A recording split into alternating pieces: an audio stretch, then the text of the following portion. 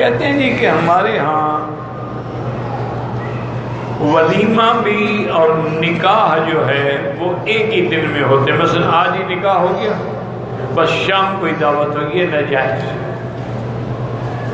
ولیمے کا معنی یہ ہوتا ہے کہ نکاح ہو جائے، بیوی خاوند کے گھر میں رخصتی ہو جائے، میاں بیوی مل بھی لیں، اس کے بعد ولیمہ کیا جائے. جب میاں بیوی کی ملاقات ہی نہیں ہوئی، ولیمہ کس بات کا؟ یہ تو ایک رواج ہے کہ وہ بس شادی گھر بک کر لیتے ہیں، چلو ایک ہی دن میں سارے قصے ختم ہو جائیں، جان چھوٹ جائے. یہ سنت کے خلاف. سنت یہی ہے کہ جب شادی ہو جائے، رخصتی ہو جائے، بیوی میاں کے گھر میں چلی جائے اور میاں بیوی ملے بھی ہو. مثلا بیوی چلی گئی، کوئی ایسی پریشانی آ گئی کہ خاوند گھر سے چلا گیا، 2 دن 4 دن ملے نہیں آپس میں، تو ولیمہ بعد میں ہوگا جب ملیں. اسی خوشی میں تو ولیمہ ہے کہ اللہ نے مجھے ایک صالح عورت عطا فرمائی ہے، اسی کے لیے ولیمہ سنت ہے نا.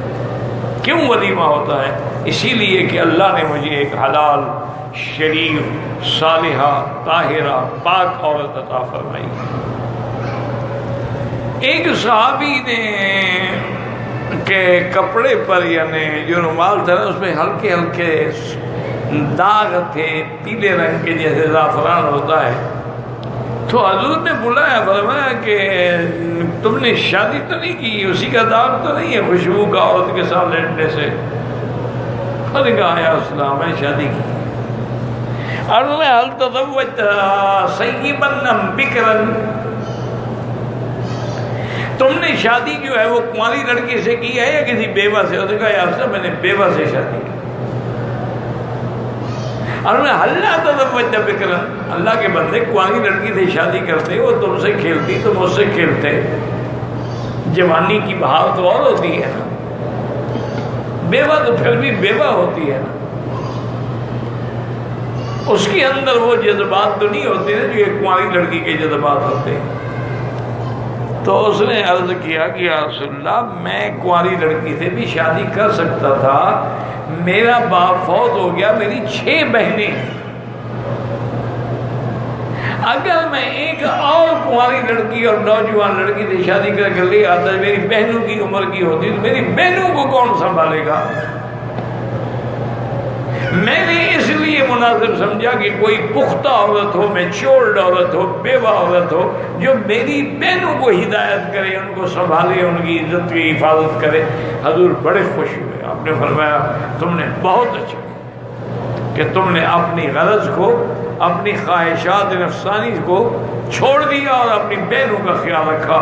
فرمایا اچھا ایسا کرو اولم ولو بشاۃ، کہ ایک بکری بھی ہو سکے تو پکا کے کھلا دو لوگوں کو تاکہ ولیمہ جو ہے وہ ادا ہو جائے. یہ باقی آج کل جو ہے نا میرا بھائی، نہ یہ ولیمہ ہے نہ یہ دعوت ہے، بلکہ ایسی شادیوں میں تو شریک ہونا گناہ ہے،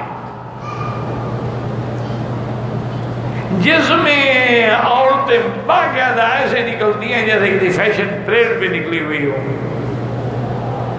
جس میں مرد و عورت کی کوئی تمیز نہیں ہوتی ہے، سب کٹھے ٹیبل پہ بیٹھ کے کھانے کھا رہے ہیں، مذاقیں ہو رہی ہیں، ویڈیو بن رہے ہیں. ایسی دعوتوں پہ تو جانا ہی حرام ہے. یہ کون سا سنت ہے ولیمہ ہے؟ او جی کیا کریں، ناک کٹتی ہے، جب ناک کٹواؤ جہنم میں جاؤ، تمہاری بستی ہے. تمہاری ناک بچ جائے، باقی جہنم ملے تو ملے، کوئی فرق نہیں پڑتا. وہ کیا خیال ہے آپ کا؟ پھر وہ ناک جہنم میں بھی ساتھ جائے گی یا باہر رکھ کے جاؤ گے اس کو؟ انا للہ و انا الیہ راجعون. پتہ ہے اللہ اگر چاہتے، ایمان سے کہیں، حضور کی شادی کے لیے جنت سے کھانے نہیں آ سکتے؟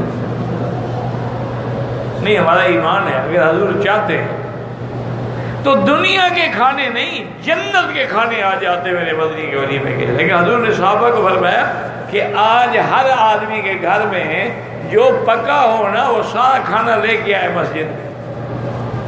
ہر آدمی جو مسجد میں آتے ہیں نمازی سارے لے آئے، کوئی ستو لے آیا، کوئی آٹا لے آیا، کوئی چاول لے آیا، کوئی سالن لے آیا، کوئی سبزی لے آیا، دسترخوان بچ گئے، فرمایا میری شادی کا کھانا ہے، کھا لو۔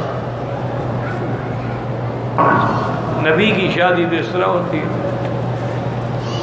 آج کل تو جناب یعنی مجھے ایک آدمی بتا رہے تھے کہ ایک پیر صاحب نے شادی کی ہے، پتہ نہیں کھانے پہ کروڑوں خرچ، لاکھوں نہیں۔ ایک اور ہمارے ماشاءاللہ بہت بڑے اسکالر ہیں، انہوں نے شادی کی 5000 آدمی کو کھانے پہ بلایا۔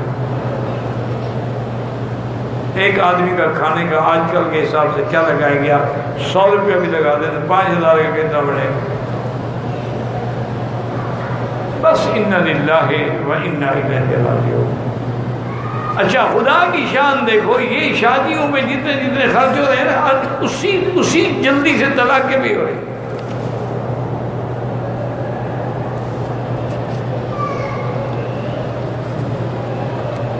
ایک آدمی سرکاری ڈیوٹی پر ہے، اپنے کپڑوں میں عرفات کے دن حج کی نیت کر کے بیدار میں داخل ہو، عرفات میں 1 سے 2 گھنٹے احرام پہنا، پھر اپنے کہاں احرام پہنا؟ عرفات میں احرام پہنا نہیں ہوتا حج، احرام اس کو حرم سے باندھنا چاہیے تھا کہ عرفات میں احرام باندھ کے اسے کھڑا ہو گیا۔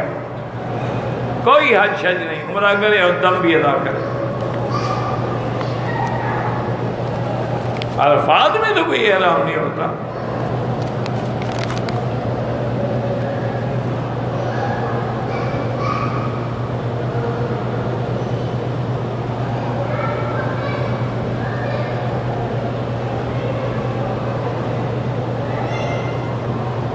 کہتے ہیں کہ ایک خاوند نے بیوی سے کہا کہ تم اپنے باپ کے گھر گئی تو میں تمہیں 3 طلاقیں دے دوں گا۔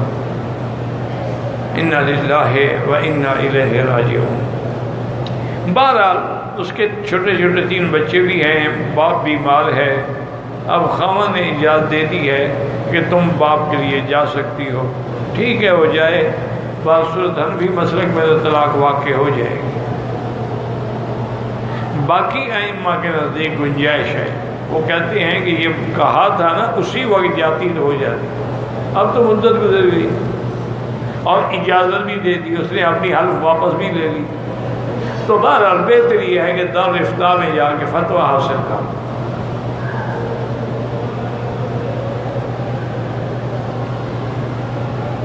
فرض نماز کے سیدھے میں سبحان رب الاعلیٰ کے بعد اللہم اغفر لی ورحم بالکل دعا مانگ سکتے ہیں، لیکن افضل یہ ہوتا ہے کہ فرض میں تسبیحات زیادہ کریں، دعائیں جو ہیں وہ نفل میں مانگا کریں۔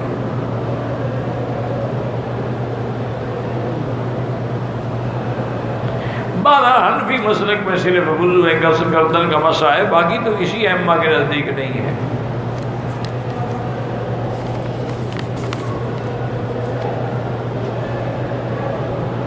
جو لوگ جدے سے آ کے عمرہ کرتے ہیں ان کے لیے طواف الوداع، عمرے والوں کے لیے طواف الوداع ہوتا ہی نہیں، چاہے جدے کا ہو چاہے پاکستان کا ہو۔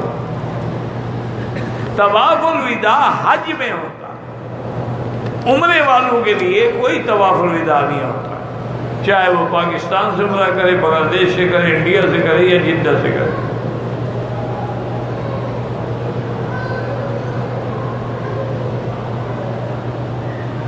اگر جدے میں مکے میں کام کرنے والے روکا ہے، رہائش مکے میں ہے، احرام پہن کے مسجد عائشہ جائے، مسجد عائشہ کیوں جائے؟ آخر کیا ضرورت ہے؟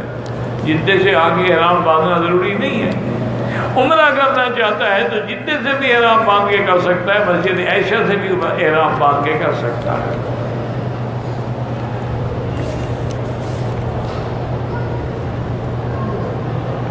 کہتے جی کہ صفا مروہ پر کوئی مخصوص دعا ہے؟ کوئی نہیں۔ بہرحال جو روایات میں ملتا ہے وہ یہ ہے کہ جب میرے آقا تشریف لے جا رہے تھے تو فرمایا ابدأ کما بدأ بہ اللہ ان الصفا والمروہ من شعائر اللہ، یہ آیت بھی پڑھی اور اس کے بعد حضور نے یہ بھی پڑھا کہ لا الہ الا اللہ وحدہ صدق وعدہ نصر عبدہ اعز جندہ ہزم الاحزاب وحدہ لا شيء قبله ولا شيء بعده لا إله إلا الله وحده لا شريك له له الملك وله الحمد يحيي ويميت وهو على كل شيء قدير۔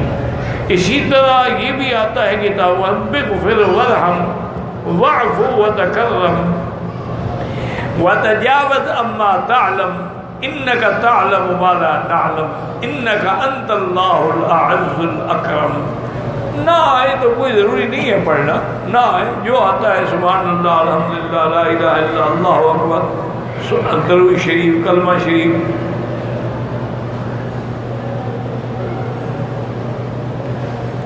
حتیم میں نفل پڑھتے وقت نمازی کے آگے حتیم ہو یا غیر حتیم آگے گزرنا ناجائز ہے؟ یہ نہیں کہ حتیم میں ناجائز ہے باقی ہر جگہ گزرنا جائز ہے، کسی بھی جگہ جائز ہے۔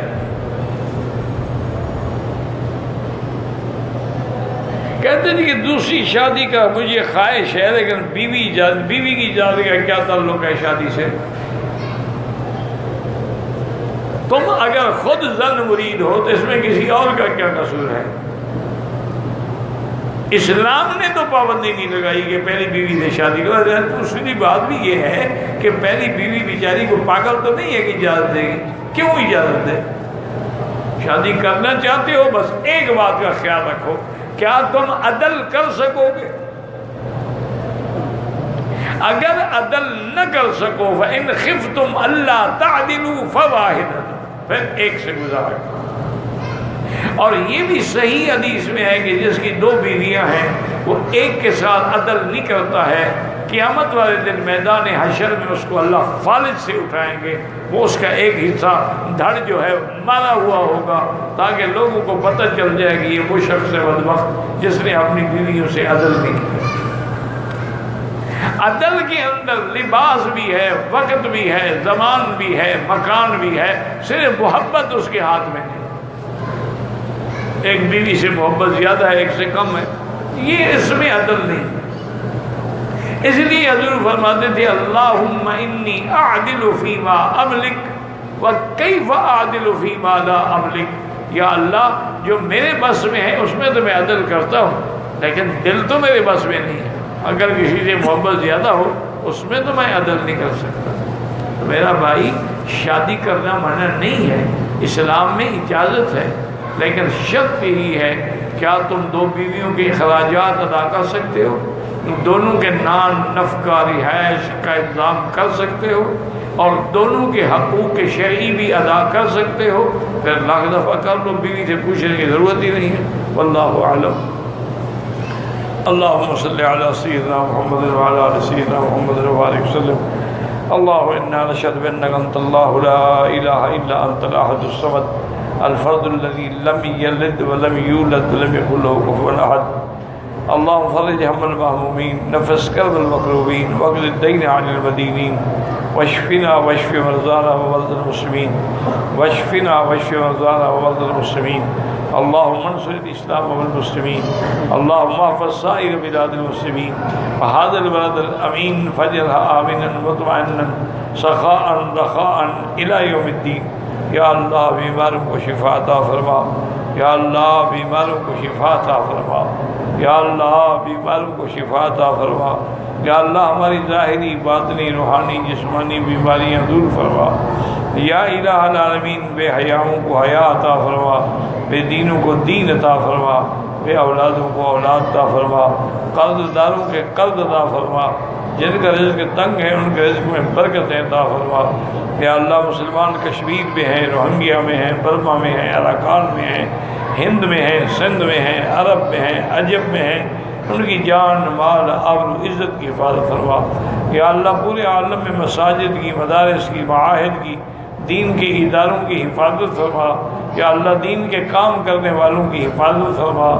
ربنا لا تزغ قلوبنا بعد اذ ہدیتنا وہب لنا من لدنک رحمۃ انک انت الوہاب۔